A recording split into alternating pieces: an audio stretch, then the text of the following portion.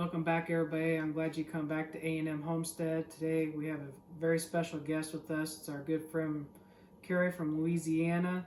She's a dear friend of ours, and I just want you, Carrie, if you could just describe what you do down in Louisiana. Yeah, thanks, Alan. I'm with Reach Global Crisis Response. I've been with them for 10 years now. Grew up here. I'm back here raising support as a missionary, but we've been doing a lot of rebuilding work after natural disasters, and we receive volunteer help to do that. But we're really just all about coming alongside survivors and churches to make disciples in the wake of a crisis. That is awesome. And I heard you brought something else up from Louisiana. Let's go check it out. Follow. So today I'm going to make for you guys a Creole tradition, actually. So I'm making red beans and rice, and that is something that all over New Orleans they have made on Mondays for generations. Now, why Mondays, you might ask? Well, Monday is the traditional laundry day. So after they've had a busy weekend, going to church and whatever, Mondays is typically the day that the woman would stay home and kind of catch up on her laundry. Red beans is something that you can just kind of set and have it simmering in the pot, for a few hours to all day. And it doesn't really need a lot of, attention. You can just kind of come back and stir it every now and then while you're doing your other stuff. So yeah, so I'm gonna make that for you guys, and I think it's gonna be good. So to start off with, we actually soaked the beans yesterday. I started soaking these about 24 hours ago. I like to soak my beans a long time because I feel like that really softens them up and helps them to cook quicker and gets them nice and creamy at the end, which I love. But you don't have to soak them that long. You can actually just soak them overnight. Now, what we've done is we've actually put a little bit of a Southern Illinois twist on a Louisiana tradition. Instead of using the traditional sausage or ham maybe from last night's dinner, pork is actually a traditional meat that they use with red beans because it's got, good amount of fat and flavor and juices, and then that is actually one of the main flavorings for the beans. But we didn't have any ham or sausage, so we're actually going to use deer meat that was harvested right here in Southern Illinois and processed right here on this homestead. And so this was cooked up yesterday, and we actually, if you can see there, we sauteed in some green pepper and onion too to give it an extra flavor. And so that is something, green pepper, onion, garlic, maybe sometimes celery is used to flavor red beans. All right, so now that the oil's heated a little bit, we're gonna add the meat in. Oh man, this is already starting to smell good. So we're just kind of bringing out the flavor of the meat and the onions and peppers again before we add the water and the beans. So we actually added just a little bit of salt and garlic powder, a little bit of pepper to this deer meat. So the garlic powder may actually cook out of it. So in that case, we're actually going to add some fresh garlic later to our finished product. But the salt is actually what helps balance the gamey taste, and then the pepper should actually hold its flavor throughout the whole cooking process. So I just poured the beans in. They were done draining in the sink, and so I'm actually going to start adding some water now. Wanted to put the beans in first because I wanted to know how much water to put in. I'm actually just going to put in enough just to cover them by about a couple inches. So we're gonna heat this up and actually have it boiling for about 30 minutes before we start simmering it. But then when we lower the heat and let it simmer for a few hours, that's when the flavor really comes out. So while this is getting going, I'm actually gonna add some bay leaf. I'm gonna wait to add the rest of my spices, but I think the bay leaf will be good to go ahead and add early on so that will go ahead and have plenty of time to cook in to the beans and give them just an extra little bit of flavor. Try to use whole bay leaf because we're actually going to take the bay leaf out at the end. We don't want to eat the bay leaf, though it not tastes good.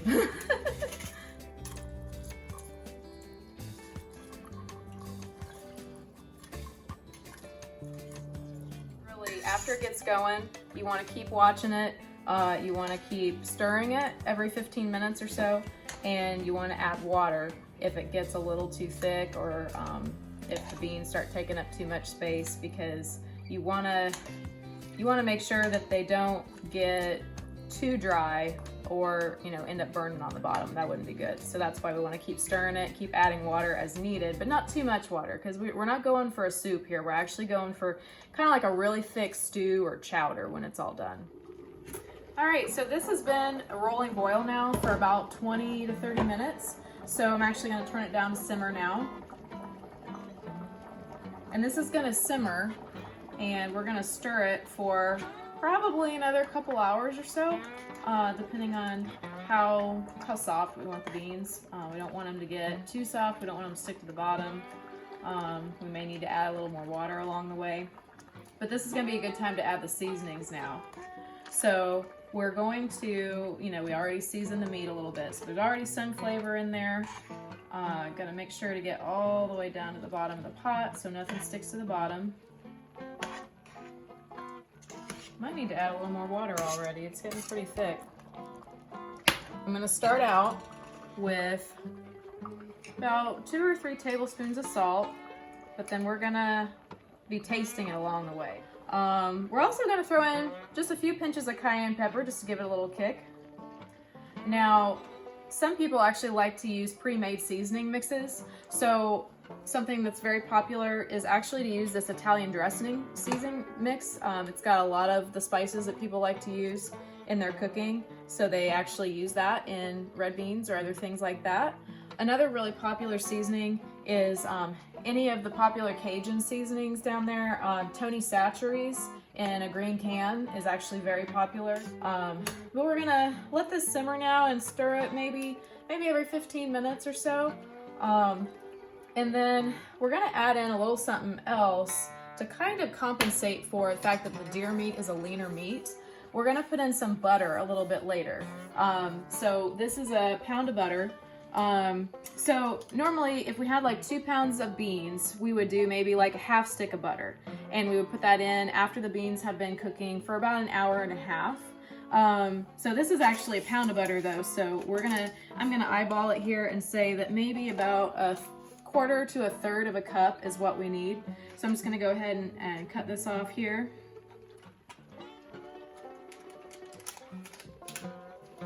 And we're gonna save that for when it's time to put our butter in.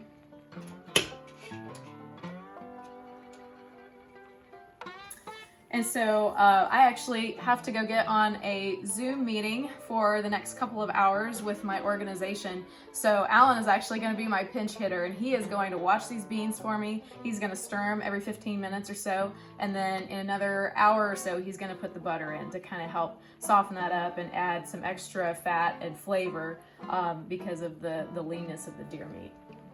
Okay, so the beans have been simmering now for about 2 hours. And Alan's been faithfully stirring them for me. Thank you, Alan.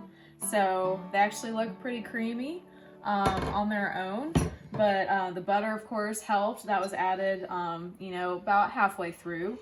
But yeah, you can see they're already starting to get nice and thick and creamy, and that's the way we like it. We liked it to be kind of like a thick stew, and yeah, but it's not sticking to the bottom either, so that's good. It's just been slow cooking for a real long time. So what I'm going to do first is actually taste it and see if it needs any more seasoning. All right, so let's taste this, see if it needs any more salt or seasoning.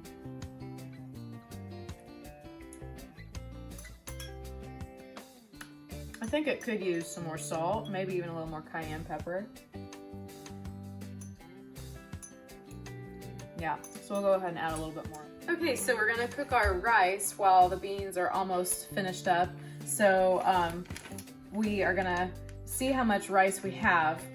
The directions say for every cup of uncooked rice, you wanna cook it in 2 cups of water. So first, that means we need to measure our rice to actually see how much this is. So this is a 1 pound bag. So we'll just go ahead and pour it into a measuring cup to see how much volume-wise it actually is. So 2.5 cups of rice, that means we need 5 cups of water. So now that the beans are almost finished, we are gonna add a finishing touch of sauteing up just a little bit of minced garlic and stirring it in.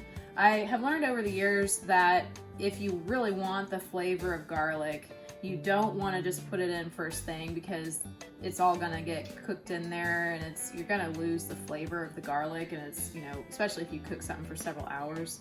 So what I like to do actually is just mince it up, saute it with a little bit of oil just until you start getting that good roasted garlic flavor, and then just take it and kind of stir it in. So that's what I'm gonna do now. I'm gonna put a little bit of oil in here, and you get instant minced garlic. Probably do, oh, I don't know, 2 or 3 of the. So I'm just gonna saute this. I've sauteed this now for about, you know, a minute or 2. You don't wanna let it go much longer than that. You just wanna let it get golden brown, because if you let it go too long, it's gonna burn and then it won't taste as good.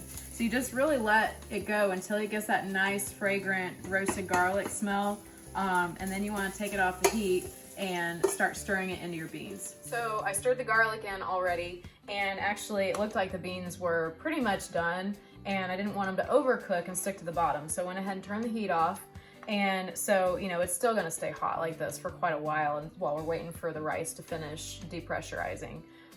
So actually what I do, and I usually do this maybe when they're about 3/4 of the way cooked, is if they're not creaming like I want them to, but the beans have cooked enough, and this is also a way that I test to see if the beans are about done, is I take some of the beans and actually mash them against the pot with my spoon, and I see if they're creaming up pretty good.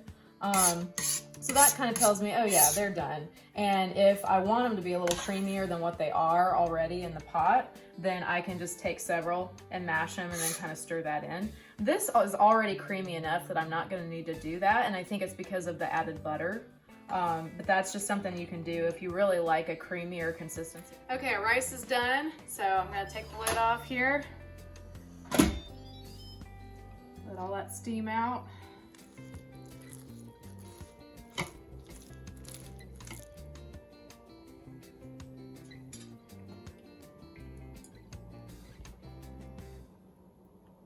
All right, I am starving. Carrie has been punishing me with these smells all half the day. Well, I'm excited to see what you think, Alan. Do you think it tastes as good as it smells? Oh, there's a bay leaf. Oh yeah, so the bay leaves are still in here. You don't have to go to the painstaking, you know, work of actually trying to pick all the bay leaves out of your finished product. But don't eat the bay leaves. Just, you know, kind of, if you see them, just put them off to the side. Final test. What does Alan think? I know it's hot.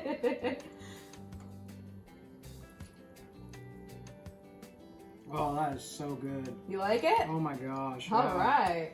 Thank you, Carrie. I really appreciate you coming doing this. And, you know, the fact that we're bringing somebody in from clear all the way down south, and I just really appreciate it. And I know I'm going to really appreciate this, eat plenty more of it, hopefully, maybe share it. But just want to thank you for coming, thank you for visiting. Yeah, absolutely. And I hope we could do this again. So yeah, hey man, it was a pleasure getting to be here with you guys and getting to share this recipe with your viewers. You know, I hope you get a lot of likes and thumbs up and subscribes from this. Yeah, so the great thing about this, you know, we made it with about 1.5 pounds of red beans. That's all that went into this pot, literally. And then the meat and the veggies. So, you know, about 1.5 pounds of beans gets you about 12 servings, maybe even a little bit more depending on how much you eat. So it's enough for 3 of us, definitely, plus leftovers, plus sharing with a few friends. So it's one of these meals that can go pretty far. And you can make it for a lot of people. You can, you know, people down in Louisiana make it for church gatherings and make it for neighborhood parties, big family dinners.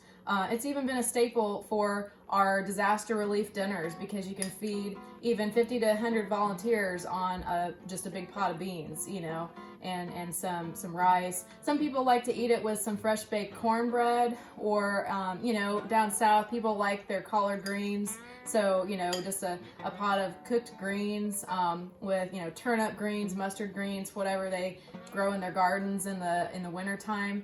And that, again, is flavored with pork, you know, or whatever meats or seasonings you have on hand. So there you go. You know, a little bit of New Orleans flavor for you, and hope you try this out sometime and hope you like it. And we will put a link to in the description down below with the organization that Carrie is hooked up with, and that is Reach Global Crisis Response. Good deal. Well, from our kitchen to yours, we just want to thank you guys for showing up, and until next time, we'll talk to you later. Bye. Bye.